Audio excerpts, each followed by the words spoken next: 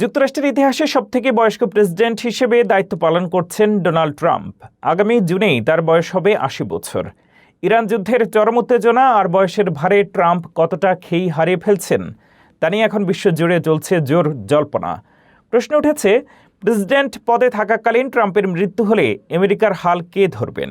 মার্কিন সংবিধান অনুযায়ী দায়িত্ব পালনকালে প্রেসিডেন্টের মৃত্যু হলে কোনো ভোট বা নির্বাচন ছাড়াই ক্ষমতা সরাসরি ভাইস প্রেসিডেন্টের হাতে চলে যায়।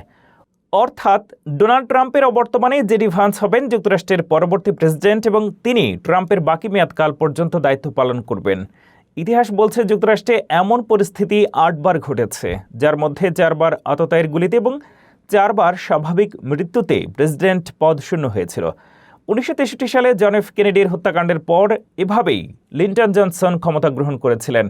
বর্তমানে ইরান যুদ্ধে টানা ৩৭ দিন পার হলেও লক্ষ্য অর্জনে ব্যর্থ ট্রাম্প এক চরম মানসিক চাপের মুখে রয়েছেন। বার্ধক্য আর যুদ্ধের এই কঠিন সন্ধিক্ষণে জেডি ভান্সের উপর কি তবে ভরসা রাখছে হোয়াইট হাউস?